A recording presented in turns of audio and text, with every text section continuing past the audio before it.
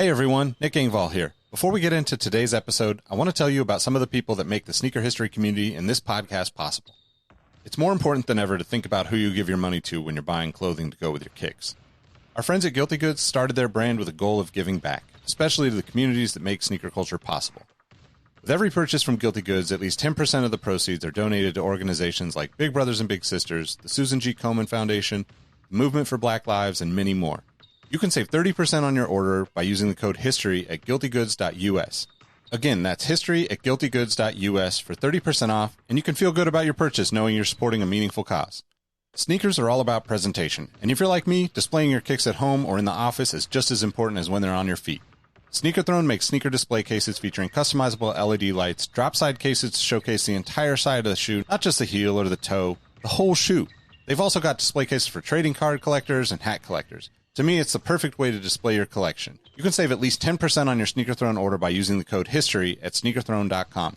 That's history at sneakerthrone.com. If you're a Patreon supporter or a member of our Discord community, you already know about Kicks with V hot sauce and his small batch, locally sourced hot sauce. V has been one of the biggest supporters of sneaker history and the podcast since the early days. He's currently the defending champion in our community trivia nights competition. Kicks with V hot sauce has been a huge hit with the community.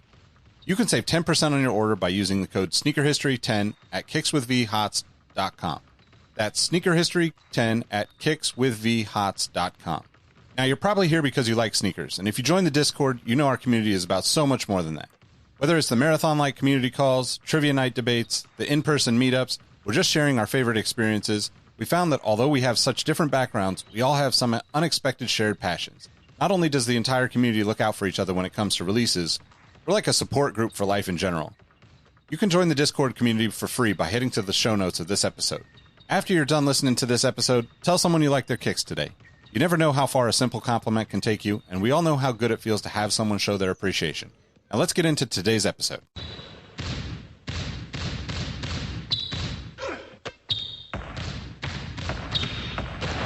Jordan trying to shake off Starks. Oh, what a move!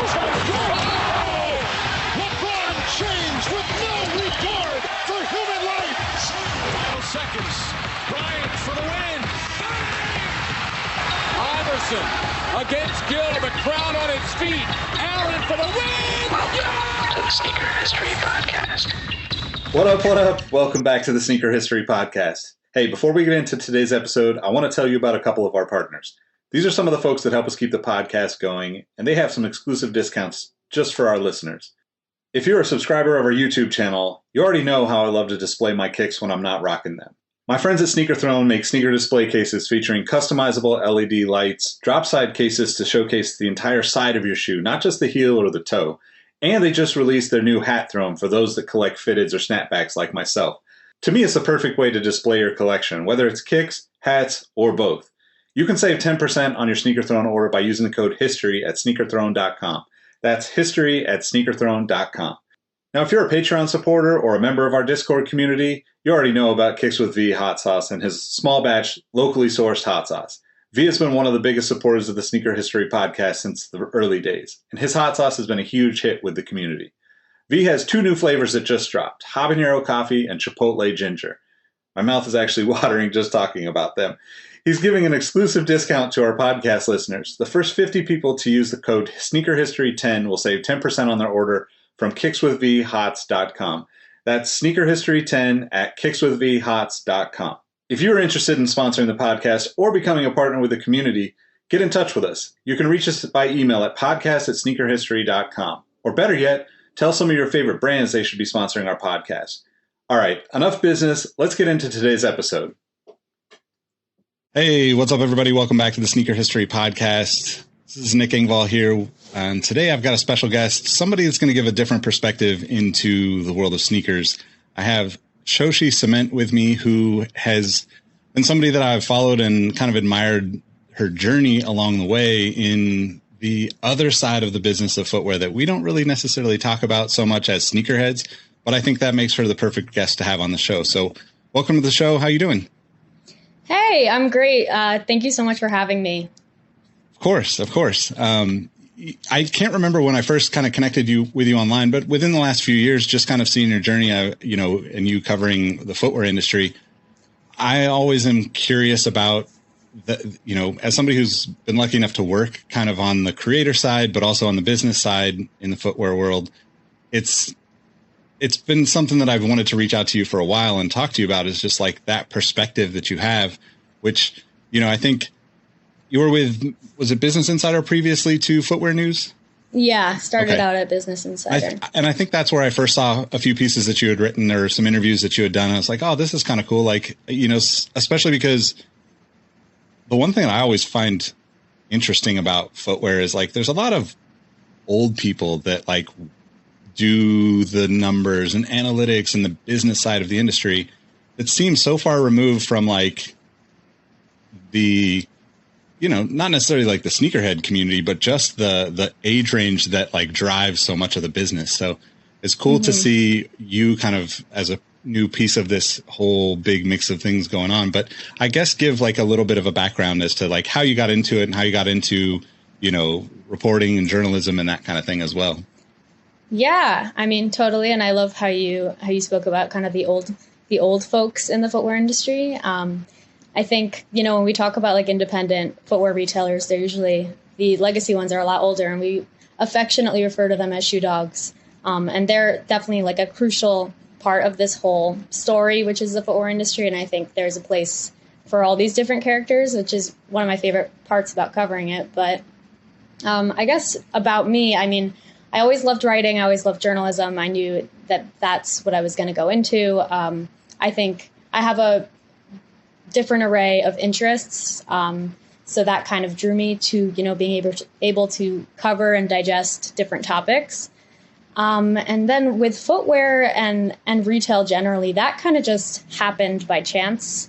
I graduated college and started at Business Insider. At the time, it was called Business Insider. They switched to Insider now, but I started out as a fellow on the retail desk, kind of covering everything across retail, from fast food to big box like Costco, Walmart, and apparel, as the stories rolled in.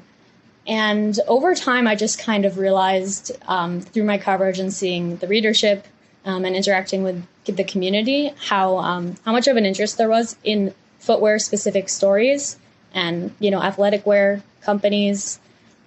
So I started covering it at Insider. I worked there for in total 2 years. And then in July, I switched over to Footwear News, where I continue to cover footwear, the business side. Yeah, it is interesting because there's so, we were talking before, like there's such a big audience for footwear, apparel, like kind of that, like that crossover of like, we're all sort of working from home now and we all don't really dress the same way that we would if we were going out. And it's like almost like elevated the like casual stuff even more, which was already like a huge trend, prior to the last few years. But it's just as you have come into it, did you have interest in that aspect at all prior, or did really just the stories that you were covering kind of drive you towards it? Yeah, I mean, I think just as a general like interest of mine in journalism is I love covering topics that people are very passionate about. So like, for example, I myself am not really interested in sports. I don't follow sports, but my thesis when I graduated college was about sports and sports journalism and about sports fans. And I worked on a podcast about, the Alabama sports fanatics and what kind of that culture looks like. So I've always loved that, which kind of was what drew me to sneaker culture. I'm not a sneakerhead. I should really like disclose that on my Twitter, even though all of my Twitter posts make me look like one, but I'm really not. I say that all the time to people that I'm interviewing. But this idea of, people lining up outside of stores for hours, the resale market and how incredibly profitable it can be, and the passion behind it in a lot of ways was what drew me to it. And actually the first pivotal moment I think that I can look back to and what led me to really start covering it was my friend actually had told me about this. I don't know if you remember this Adidas Arizona iced tea pop-up. They were selling, it was in Soho, I think, and they were selling these Arizona iced tea Adidas sneakers for 99 cents. And I mean, I had heard about it. I wasn't even thinking about it from a coverage perspective. My friend had told me about it. I live near there. And she texted me. I was in the office that day, and she texted me, like, you got to get down here. Like, things are getting crazy.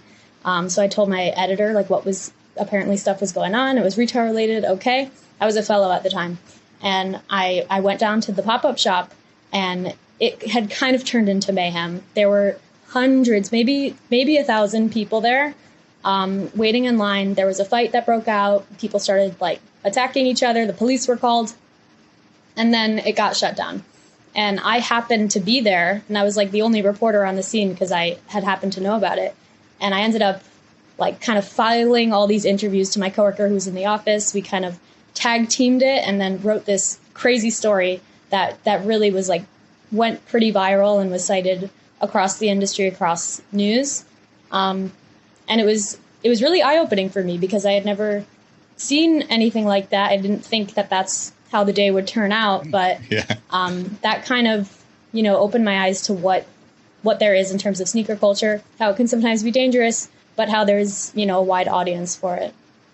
Yeah, most definitely. I think that's kind of one of those things that, as I mentioned before we started recording, like I think that the perspective that you can have kind of slightly removed from it and not caught up in the need to buy or need to sell or need to like be a part of it, but like watch, like it's fascinating to your point. Like it's kind of what got me into content creating and journalism and like writing and just sharing like the perspective of like kind of being not an outsider, but just like an observer of situations. Mm-hmm.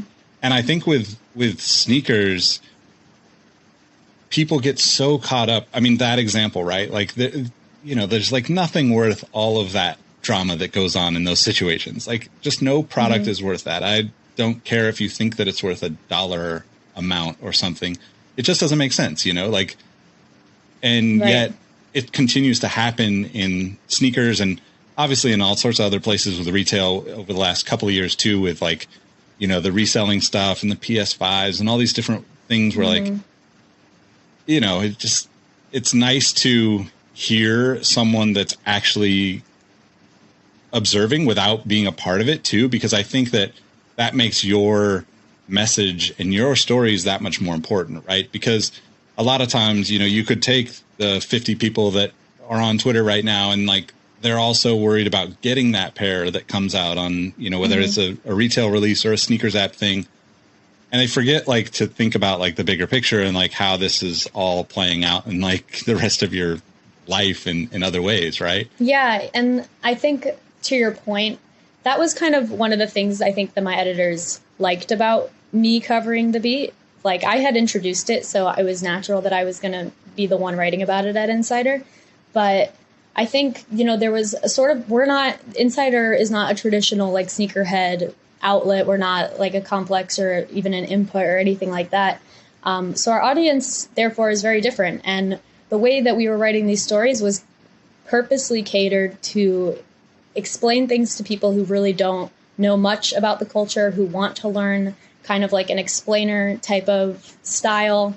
Even everything from like explaining what bots mean or like certain words, kicks. We wouldn't just kind of take that for granted in our writing. We would explain everything, knowing our audience. So I think that was something that was definitely important. Like I mentioned to you before, there is a bit of, I think, gatekeeping in the coverage culture of sneakers. People feel like, there is a community of people who grew up with this culture and they cover it from that perspective. They have a different understanding that I don't. But there is something to be said about learning it and explaining it as you learn it and offering that different perspective for some people. Yeah, absolutely. And I think, too, like, you can come into it without the bias that so many people have about one thing or another, right? Like you kind of constantly see the chatter on social media amongst the sneakerheads out there, sneaker community, however you want to refer to them. And it's like overwhelmingly negative. And that's something that we like with the sneaker history community and like the Discord that we have and like the conversations that we have, really just try to like avoid that negativity, right? Because, it doesn't really I personally don't believe that you have to have a certain number of shoes or, you know, a certain value of shoe or, you know, whatever crazy experience to say that you're like a part of this community. It's more just like if you're passionate and you want to share some of those conversations with people about that passion. And most of the time it's really just a conduit, like, you know, to your point about covering retail, right? Like that people will line up for iPhones and line up for all these different things throughout the years. And especially in New York with Supreme and Kith and all these places that have like popped up. And it's really just like a community of people standing out there, like in the cold, you know, like having conversations while they wait in line. Right. And to me, like being able to like step into something like that, that is, you know, like to your point, like it absolutely, you know, gatekeepers everywhere in all of these things, right? Sneakers in all sorts of nuances of sneakers too, right? It's like you have to know certain things, you have to reference certain things, spell things a certain way. You know, you put Air Jordan in front of Jordan, and you know, like all these things that, like, at the end of the day, don't really matter that much to the bigger picture. There's just a small few people that are like really kind of holding on to something that has evolved, you know, a long ways from the way it was in a lot of ways.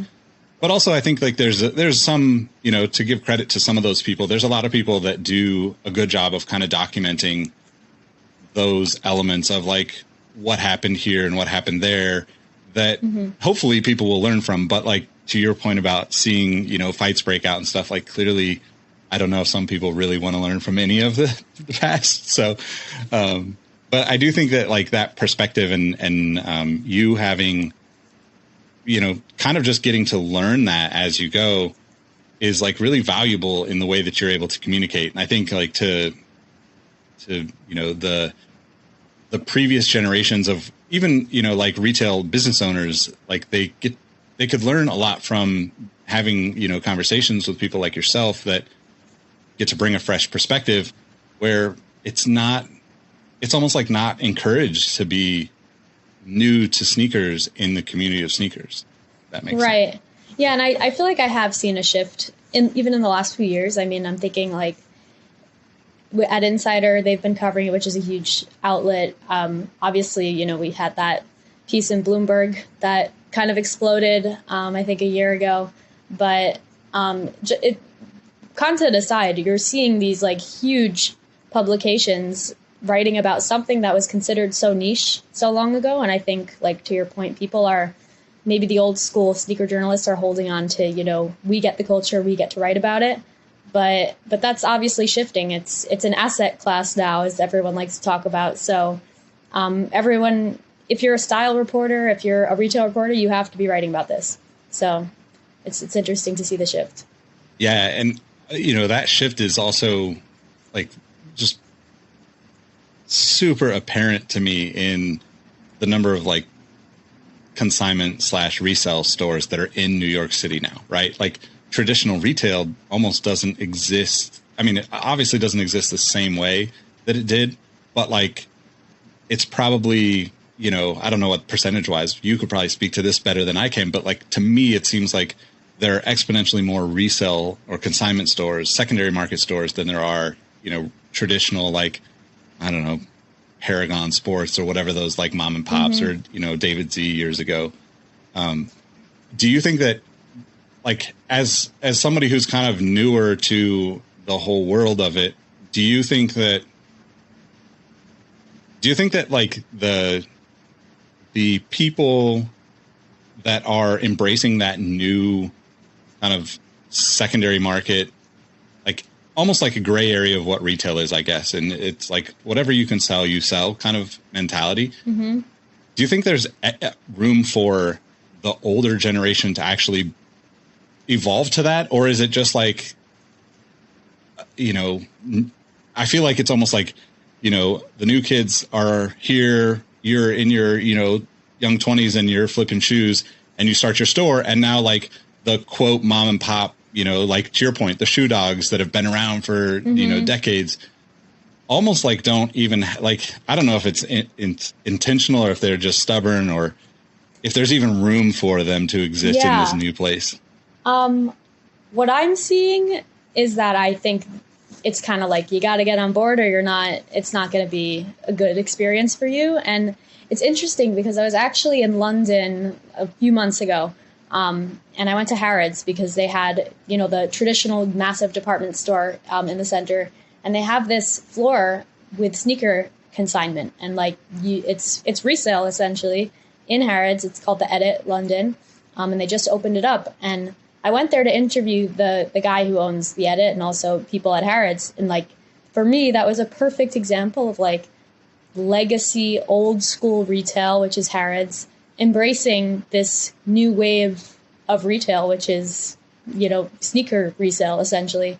And it's so interesting to me because, I was talking to them and the way they're sourcing the shoes is I don't really know where they're getting them. He has his connections and they end up in the store and people buy them and they have a price on them. But it just kind of showed me that seems like a good way to go about it. Embracing it. You can marry the old school with the new school. But there's always a place for traditional retail. I think what I'm seeing, maybe less from a sneaker perspective, though that's becoming more of a thing. Just traditional regular retailers embracing resale of their own products through third party programs. You're seeing that with Trove, which powers resale for a lot of different companies. ThreadUp, they're doing it for a bunch of different brands. So old school brands, even like a Walmart, they're catching on to this. It's not necessarily the luxury sneaker side of resale, but they're understanding the value. And from a sustainability perspective. So that's definitely something that they're watching and not ignoring, which is good. Yeah, I'm glad you brought that up because I worked for StockX, really early on. And one of the most common, pushbacks that we got in 2016 when it kind of first started becoming a public thing was that if we worked with a Nike or an Adidas or Reebok or any number of brands or retailers, that we were just hiking up the prices to make more money off of it. And I always just didn't understand. I mean, I can kind of understand that perspective is you think that we can just hike the price up, but the demand is what is hiking the price up. It's not like we're saying to sell this, we're putting the way that it was set up, we're putting it out to market, and the market decides what it does, right? That's kind of the blessing and the curse of what a StockX kind of does for the whole industry. But it's really fascinating because, things have just evolved so much in even just in the last 5 years in that regard, because, now you're seeing even, your example of Harrods and, just I think recently Nike released limited Air Jordans on StockX or in partnership with StockX, some Oregon Ducks shoes or something. And, I think this is just the natural evolution of these partnerships, right? You're just going to find ways to partner with these companies that have been able to build a lot of energy around product releases, whether that's secondary market or a boutique. It's the same kind of collaborative nature that a big business like Nike says, hey, how do we get a little bit more excitement using a partner to do this? But I guess let's kind of circle back because I want to talk to you specifically about over the last year or two, what have been some of the biggest stories for you as someone who is not necessarily looking at the big story being I need to buy this shoe the way a lot of sneaker consumers are. Yeah. I love talking about the business side of footwear. It's funny because in my regular circles outside of work, I don't really have any friends who know anything about footwear. So it's always fun for me to talk this stuff. So that's exciting. In terms of stories that have been big, obviously the IPO and acquisition market is always an interesting topic. And we could get more into, specifics like Reebok, which I think was the biggest shoe deal of 2021. I think another trend that I've been watching, and it was, partly throughout 2020 and then really through 2021, is just this general business move to shift, brands shifting their focus to direct to consumer channels as opposed to with different wholesale channels. And this is from my perspective as at Footwear News, where we cover all aspects of this. it's a super interesting story. There's a lot of interest in it because of the effects that it has for, bolstering a brand's digital and store business, and also kind of the negative effects of what that does for, a retailer that might rely on Nike for sales. So we've seen this, with Nike is probably the most notable example, pulling out of a bunch of different partnerships, DSW, Zappos, a bunch. We've seen it with Crocs, Under Armour, Adidas, kind of all the big players doing that. And that's been a really interesting area to cover and kind of see the ripple effects throughout the industry. Do you think that there are, aside from the obvious, kind of, let's say, casualties that come from big brands pulling that kind of, if a company depends on, Nike, for instance, for, let's say, 70 or 80% of their sales. And obviously, if Nike pulls out, then that essentially shuts down that business. And it's not, I want to have empathy for those people that have that business, but I also can understand the business decision of like, this might not make sense. Also would encourage those people and anybody that has a retail store now to diversify what you're selling and not depend on one brand. If one partnership can pull the rug out from under you and end your business, then that's going to be challenging no matter who it is, because eventually it will happen, right? Like nothing lasts forever. Yeah, but no, that's a great point. Do you think that there are other downsides to that in like, the bigger picture of the footwear industry? I think it's a great point that what appears to be detrimental for certain brands, which is this phenomenon of these big brands pulling out of the retailers, it does allow for room for growth amongst some of these retailers. Like it's never good to rely on one brand, and in the same way, and we're learning in the supply chain crisis, don't rely on one region, don't rely on one brand in case of a shutdown. So I think that these retailers, let's say like a DSW, they're leaning into other opportunities. Retailer-owned brands is a big opportunity. So I think there is room. And it is a business. At the end of the day, it's a business choice from these brands. They're seeing what's working for them. They want to control the way that their brand is presented, which is a big reason that they're pulling out of certain channels. So I think everyone agrees that it makes sense for them, and I think there's still a lot more to go. I mean, I think in 2021 we heard a lot of announcements of these channels kind of ending. I think in the next year or two we'll see the actual effects on what that looks like. But I don't think it'll, other than some stories that I've heard about, like small independent family-owned stores. I've read stories of them having a lot of issues from that. But other than that, I don't think it's going to be a death knell. Yeah. You kind of mentioned something that will lead us into like the next part of this conversation. But like, I think that, the way that brands present themselves is always like an interesting thing for me, because I've worked on both sides of kind of the brand coin of like being somebody who was partnering with those brands to present stories and tell stories and introduce product and sell product, through like working at retailers, but also like on the brand side in work that I've done where, like you're kind of trying to present it and you're always conscious, I guess, of how everything is perceived. So one of the things we kind of touched on prior to our conversation today is the way that brands are navigating, I guess, like the last couple of years of this kind of, I don't even want to call it an uproar, because to me, like it seems like it's just a constant conversation that needs to be had, because inevitably brands just hire people that look like me, and they shouldn't, right? Like they need to hire, you have to be surrounded with a diverse group of people in order to even be relevant, in my opinion. Because if I saw a picture of a bunch of dudes that look like me as like board members or whatever, like I just wouldn't want to be a part of it, right? It doesn't make sense. And I know that like that might be like a tough thing for people to swallow, but like to me, that presentation aspect of like what brands are doing to kind of, I don't want to be negative towards it, because I know that like the change has to come regardless.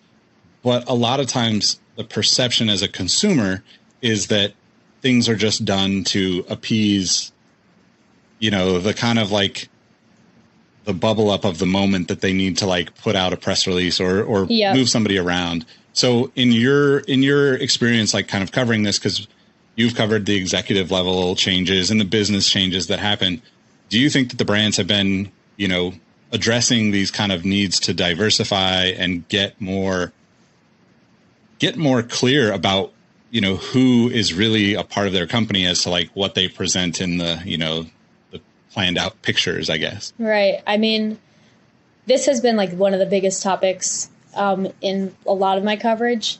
It's really tough and important one. And I commend a lot of my colleagues who've covered it really, really well. Sheena Butler Young, she did a lot of that before I came to Footwear News. She's not there anymore, but Peter, also one of my colleagues, also has done a lot and is working on a lot of that stuff. I would say it's really hard to get away with lip service these days from the brands. So like we see diverse representation in advertisements. We see it in the endorsement deals. That much is clear. That's really not cutting it for anyone these days, which is what I'm gathering from talking to these people and just covering all the initiatives going on. People are really holding these companies accountable, and that's their consumers, and that's people who work at these companies. It's on every level.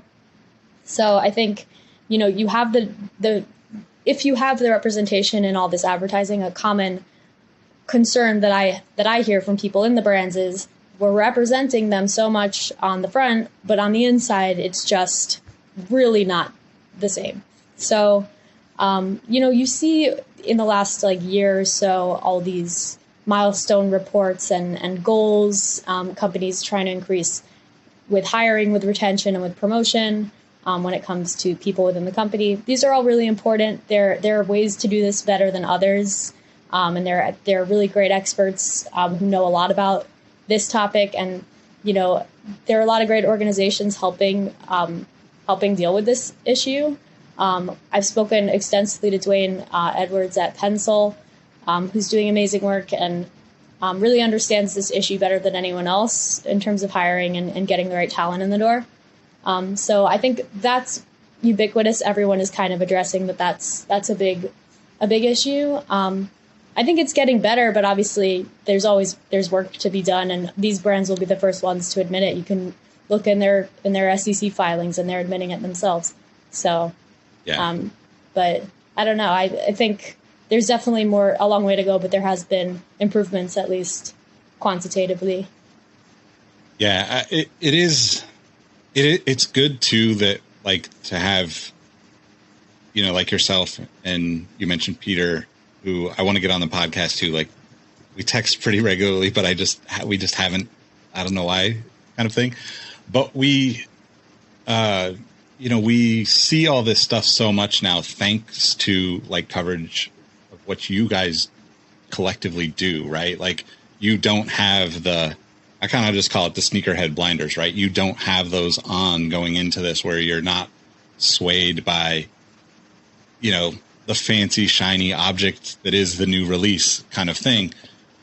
But it's interesting, and I want to ask, I guess, or preface my question first by saying, like, I was really lucky and got to be a part of some stuff in the film industry over the last few years, and was a part of a couple of events and organizations that basically try to address these same challenges of representation in the film industry, which is, I guess historically probably even worse than sneakers because it's so like tough for people to get into and really be supported within the industry itself. But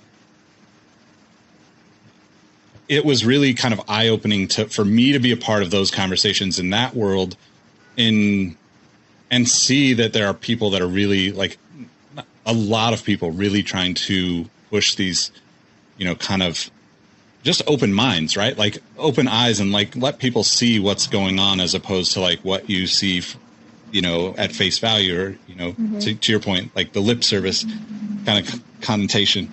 But I guess like maybe even a little bit outside of footwear if necessary, but like, do you see that same kind of conversation happening in other aspects of the stories that you cover, you know, outside of sneakers? Cause like, I think with sneakers or with, you know, let's say apparel, sporting apparel, whatever, a company like Nike is almost like, they're almost like, you know, they're presenting that they're an ally in all of these things all along the way, because it's like, I don't want to discredit the fact that they try to be, but like they're also a huge part of the problem in a lot of ways. And at least from my perspective, it doesn't seem like the conversation happens in a lot of the other places around the footwear world or connected retailers and stuff. How do you feel about that? I think that's a great point. And the way that I thought of it when I was first covering it was I don't think it's just because we're so involved in sneakers that it feels like it's really come down onto the sneaker companies, and it's really, you're seeing a lot of changes happen from them and a lot of statements and stuff. I think it's because sneakers are so intrinsically linked to this culture in every aspect, and anyone will tell you that.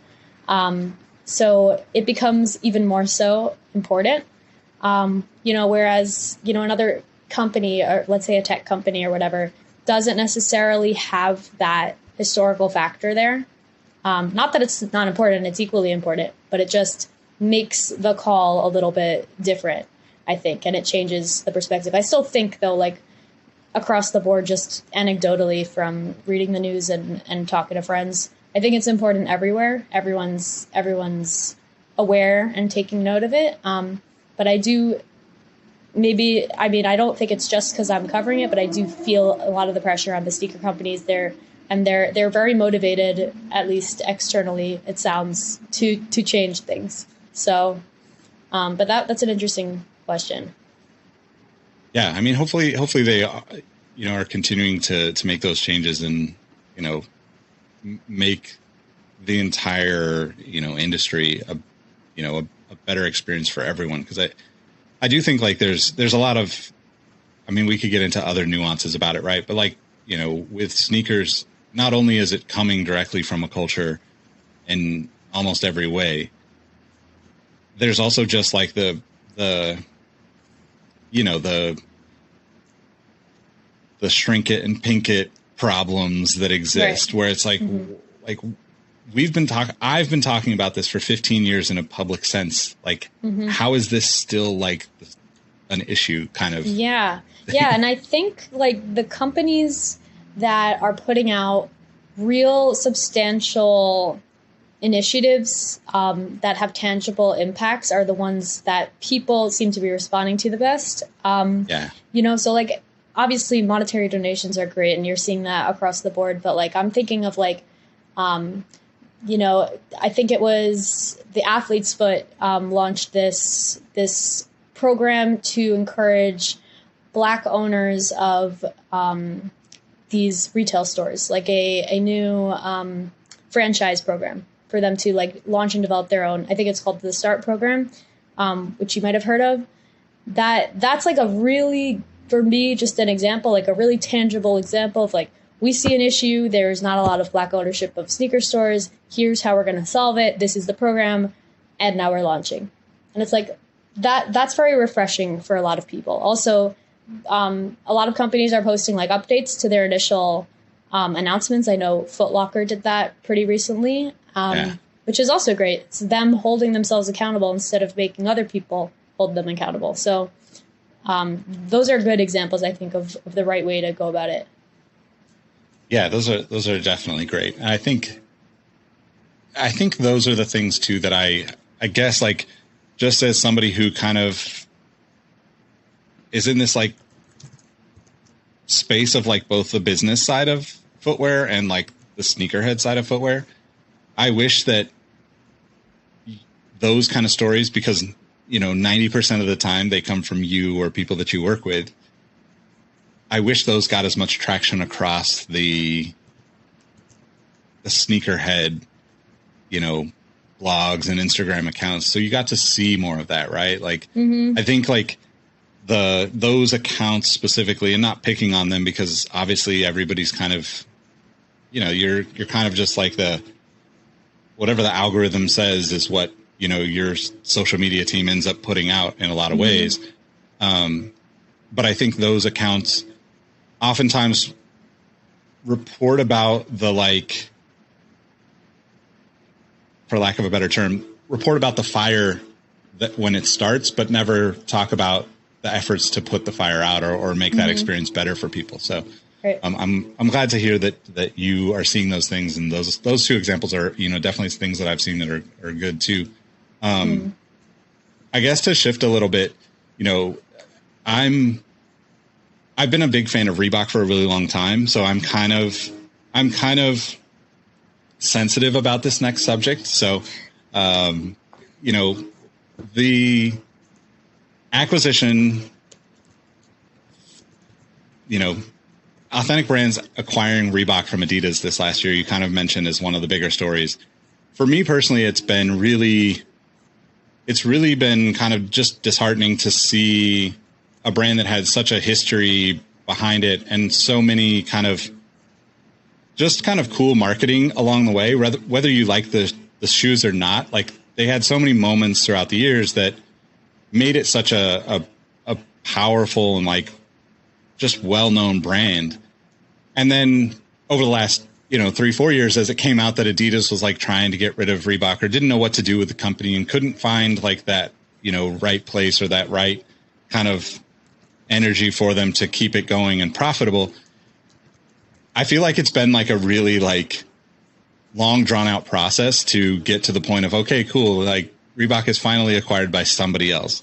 But that's just me being, like, kind of I'm wearing my sneakerhead hat in this part of the conversation, because I'm sure that you have, as somebody who's watched these things on a much closer level than I have, you know, how do you feel about, one, like, such a, you know, I would probably assume that Reebok is, you know, top 10 footwear brands in terms of, like, size and, you know, relevancy.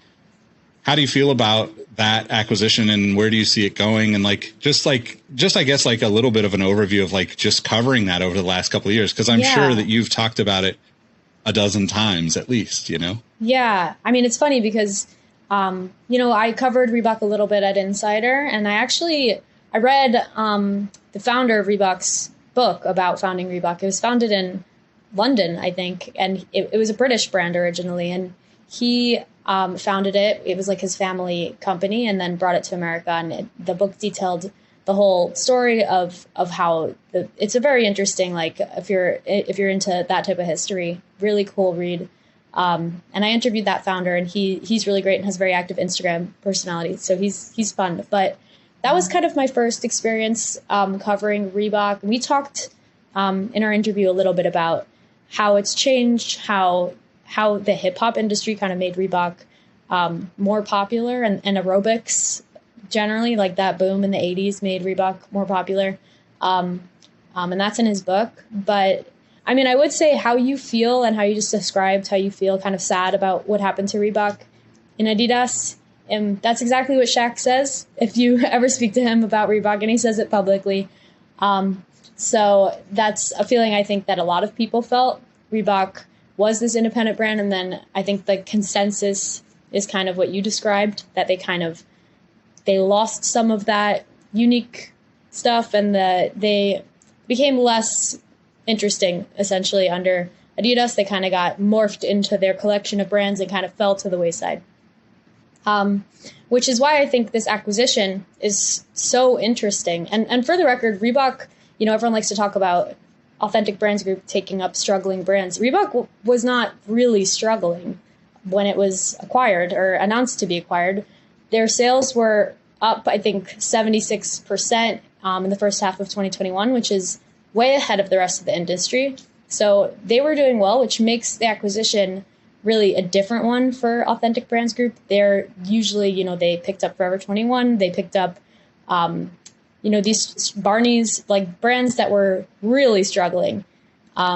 So it's different in that sense, but it's the same in another sense, which is that, and this is something that the Reebok CEO said to me, Jamie Salter, Reebok, ABG likes to pick up brands that have heartbeats, that have like a strong love, and like kind of how you described your affinity towards Reebok. A lot of people have that. They picked up on that and they saw potential, and that's why they pick up these brands.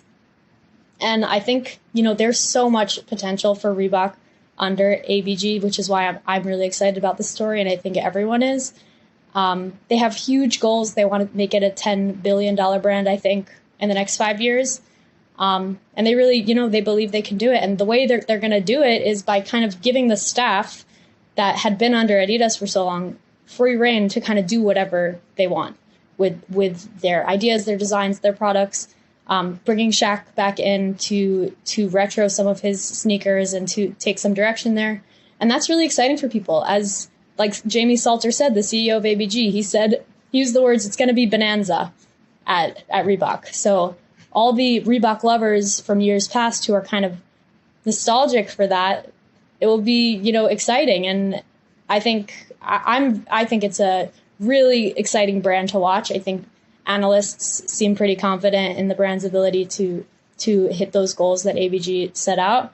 And I think the deal is expected to close pretty soon, actually, in Q1. So it's definitely interesting. I could speak about this deal all day. Yeah.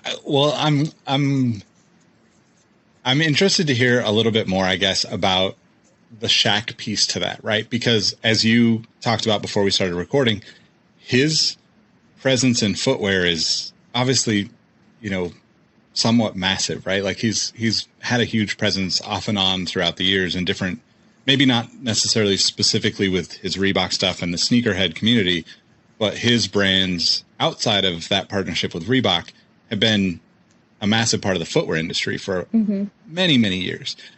But I also think it's really cool to hear you say how passionate he is about it, because that's, I think, the general consensus of like the people that are nostalgic about Reebok are worried that it's going to become something less because of ABG.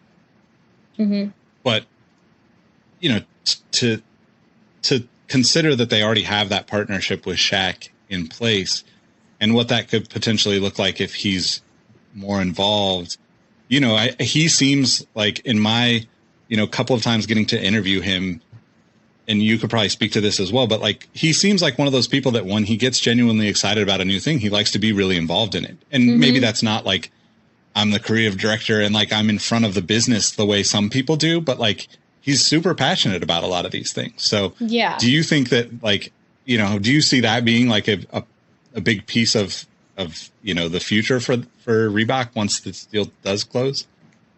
I mean, for sure, definitely. And I will just say the way you described, Shaq getting excited and being involved. I don't know in every area of his life, but I will just say when it comes to Authentic Brands Group, he's a shareholder in the company. He's like one of the largest shareholders in the company because initially his involvement with the company was that he had kind of signed his name rights to the company for them to do kind of what they do with the Elvis Presley brand and kind of make that go on. And when he signed the deal, he decided to invest basically all the money that he was getting from the deal back into the company. So he's involved with a lot of stuff that goes on with ABG. It's not just Reebok. It's not just the Shaq brand. And the whole way that Reebok even came about as a deal was because Shaq was driving it and he was behind it. And Jamie and the CMO and president, Nick Woodhouse, have said this directly, and they've said it publicly. Like, Shaq saw that Reebok was struggling. They saw it was up for sale, and he pushed the company to go out and get it. And obviously, Jamie and Nick have business acumen and they understand the potential for brands, but it all kind of came together in this nice little scenario. But the story they tell is Shaq would call up every day. Did you get Reebok? No. Did you get it yet? No.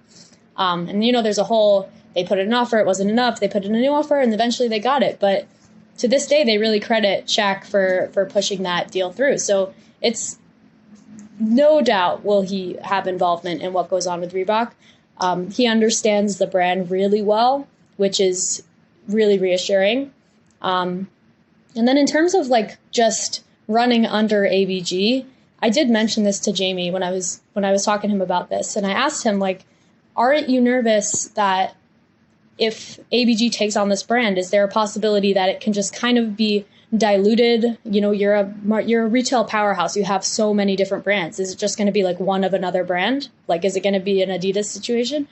And the way he described his company kind of set those fears aside for anyone who might have them, which is they're very specific at ABG about who they put in charge of different brands. So they're hiring the right people for the right brands. They have a very organized and specific approach to hiring and staffing that kind of brings out the best in each person and brings out the best in each brand, which I think is really interesting and important, and like might be the most important thing to make a brand like Reebok succeed. You need those people who understand the brand, like Shaq. So I think it's only good things. But yes, Shaq will definitely be involved.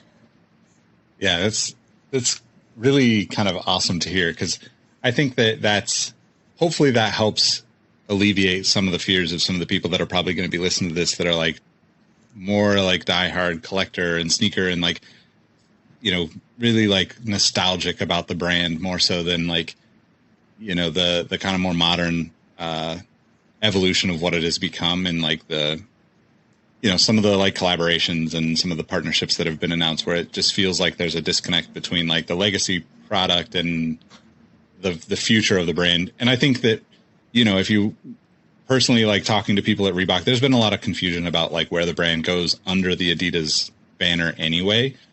You've got like collaborative shoes from Adidas and Reebok, which, you know, you can make a cool story, I guess, but it doesn't make any sense to me because these brands are going to part ways at some point, and you've known that almost the whole time, you know, like, but then also you kind of have this, you know, like, depending on how far back you go, like you have this, like, are we going to make performance shoes for basketball? And like, that's a huge part of sneaker culture, but it's not as important as it used to be. So like, there's just a lot of like indecisiveness, it seems like from, you know, an outsider perspective. But I guess last question on the whole Reebok topic, because I think we both could talk for a long time about it. What were, let's say, some of your funnest rumors about the whole acquisition? You know, there were so many like, there's just so many things that happened throughout the last few years of like, oh, Master P and Baron Davis are going to buy the brand. And, you know, honestly, all I do remember is like, we have our guys at Reebok that we talk to, and I just remember that the PR people, I just remember them being like, maybe 2 weeks before it dropped, they were like, we have no idea and we won't know until it drops. So it was really quite amazing that it didn't get leaked, because it did drop with a press release and we wrote it up that way. But I think they did that on purpose. I don't even remember the rumors. What were they? I don't really remember hearing so much about ABG, but I guess that makes sense. Yeah, well, and I think that's the most fascinating part of it to me, is that like they weren't necessarily a part of the conversation anywhere publicly that I can recall. And to your point, like it was almost like a surprise that, oh, people are still talking about Reebok being acquired by somebody all of a sudden because they announced it. And it was just, I don't know, it's just like fascinating to me how like up and down the story was, because there was times where it was like, you know, there was all this money saying that Adidas is losing. And like, to your point, right, I've felt like they've been doing well as a business, just as a consumer. Like they've been doing well in a lot of ways that didn't seem to be giving the team at Reebok credit for it. But it's just fascinating to me. I guess like, you know, kind of, I guess going away from that, like, what do you see as like the, you know, the bigger stories for the coming year as we get into 2022? Yeah, I mean, Reebok is definitely up there. And even today, they just announced a licensing agreement in China, and they're kind of doing one of those every few weeks. So it's interesting. My editor and I were talking about how interesting it is to see so many plans for a brand that the deal didn't even close yet. Seems like a rarity in the industry, but I guess it's empowering and exciting. So that's definitely a big one that we're watching. We kind of talked about this very briefly before, but everything going on with the metaverse and the virtual world of sneakers is really new for a lot of people. NFTs, I think it's a really divisive topic. You have a lot of old school analysts who are not into it, and you can see that on Twitter. It's very funny. But then you have people who are totally bought into it. And, Nike is making patents for virtual sneakers now. This is clearly a real thing that people are getting on board for. So, I feel like every other day I'm writing another story. This brand enters the metaverse. This brand enters the metaverse, NFTs. So that's definitely going to be a big topic. And I mean, I don't know if it's going to last for years or if it's really the future, but it's definitely a topic right now. Yeah, I could not agree more. It's fascinating to see like the kind of just how polarizing it is too, because there's just so many instances for me looking at it as like, well, yeah, it would make sense that we have these types of things and there's some sort of accountability for like the creation of them and how they change hands. And like, at the same time, it's also like kind of looks like video games, right? Like this has been happening in video games in a lot of ways for years. Now it's just like making it more of a real, more, I don't know if it's just, like I don't want to get into that too far, but like there's so many things that are like, yeah, it's kind of been coming, but I just recently had a conversation with somebody specifically about like, NFTs and the way that all will play out, and kind of curious how you feel about it, because I've been a part of, writing or covering stories for people for a really long time. And as that stuff evolves, inevitably, like my name will be removed, not intentionally most of the time, hopefully. But like if a site changes the way they produce content, or a link gets broken, or any of those things that can kind of, fall off the way the internet evolves now, like there's definitely stories that I can no longer find that I know I wrote. And this hopefully in some aspect could potentially solve some of those issues too, that it's not even a talking point related to kind of, I guess like the metaverse, so to speak, but like just the accountability of it makes it really interesting. I don't know that we'll get to that either, and I don't want to speculate on it, but I do find it fascinating that it's just becoming a part of all these like subcultures like sneakers, Yeah. And first off, that's terrible that your name is being removed from things. That's unfortunate. And I hope that gets fixed. But in terms of, are you referring to like designers not being recognized in the metaverse, or a problem with, ownership? Yeah. I mean, I think that, there's just a lot of, kind of stuff that people have created throughout the years, whether that's, right now, obviously we're looking at designers, but like, I think just from a content creation standpoint, there's ways that this could benefit people that we don't necessarily think that it will benefit people. And I'm just trying to be optimistic about it, because like, if Nike's investing in this and if Adidas is investing in this, like to your point, it's not going away. It's only going to get bigger. People are going to be more involved in it. I'd rather be at least like educated and open to it and try to understand it as well as possible if I'm going to be a part of it. Because, even if I was to say years ago, I don't want to be a part of social media, like eventually, like I feel like a lot of these things just suck us in because everybody else that we know is doing it in some way. It's like, okay, cool. Like I'm going to check this out. And next thing you know, to your point about sneakers, you find somebody that's passionate about it and now you're on this like crazy new journey because they're so excited about it. It's impossible to not be excited about it. Yeah. So. And I will just say the way that for all the naysayers of NFTs and virtual sneakers and that whole realm and not understanding the value of a virtual good, let's say, I'd like to think about it in terms of think of a regular sneaker. Someone might not understand how a very valuable Air Jordan, let's say, is very valuable, or like a really old Nike shoe. They might not understand that, but when you explain it to them, you'll use concepts like supply and demand and, different designers who were involved in these things. Those same concepts exist in the metaverse. You just have to expand your understanding of what supply and demand means in a virtual world. But there are mechanisms within technology to create that limited supply, which creates that high demand. So that's how I think about it, and it helps because it is very confusing to wrap your mind around someone paying for virtual goods and experiencing them in that way. But buying a rare shoe for thousands of dollars was a weird concept to many people at a point. Now it's just kind of taken for granted. Yeah, that's a great point.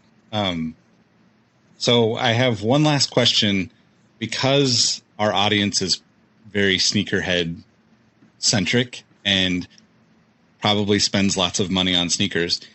From what I've read about you and your journey covering the footwear industry, you've been able to not really buy so many sneakers. So do you have any advice for all of these people that are listening as to like just let that shoe pass and enjoy it from afar?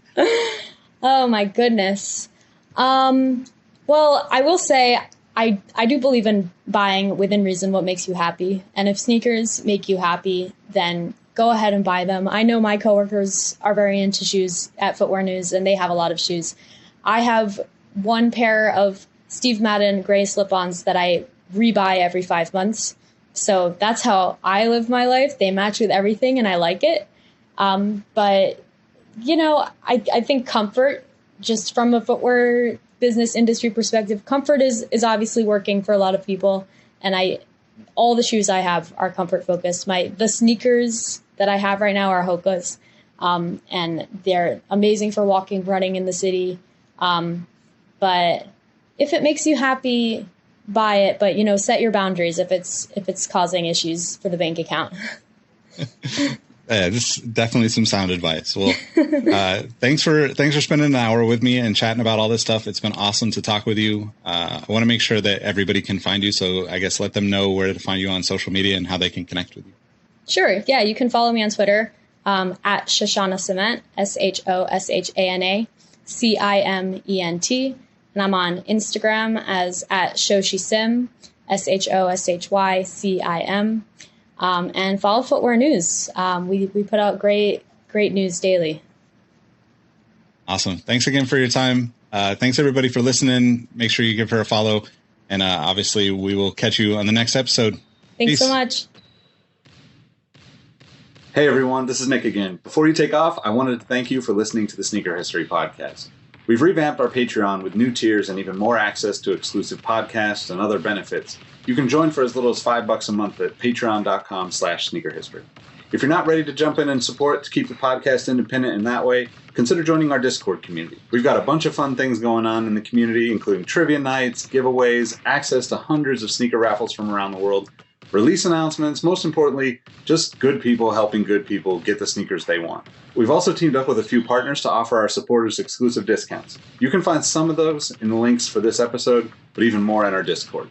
Give us a try, and if you don't enjoy it, you can always just cancel the membership at any time. Last but not least, tell someone you like their kicks today. You never know how far a simple compliment can take you, and we all know how good it feels to have someone show their appreciation. Thank you all for the support, and we'll catch you on the next episode. Peace. Hey everyone, this is Nick again. Before you take off, do us a solid and head over to Apple Podcasts to leave us a review. Give us a rating on Spotify and Amazon Music, and make sure you're subscribed to our YouTube channel because we have even more video content coming soon. Speaking of new content, we have an amazing community of sneaker enthusiasts that hang out in our Sneaker History Discord on a daily basis. While sneakers is a connection point that brought us all together, we've all discovered countless shared passions that we have in common with each other. We recently launched a couple of new podcasts directly from our community. One of them is a Formula One podcast. If you're an F1 fan like me, the Exhaust Notes podcast is your weekly fix of Formula One fun. It's hosted by myself, Rohit Malhotra, and Todd Yates. New episodes drop every Tuesday. I've been wearing fitted hats for years and collecting my favorite teams since I was a little leaguer. It has been awesome to see so many new fans getting into fitteds in recent years.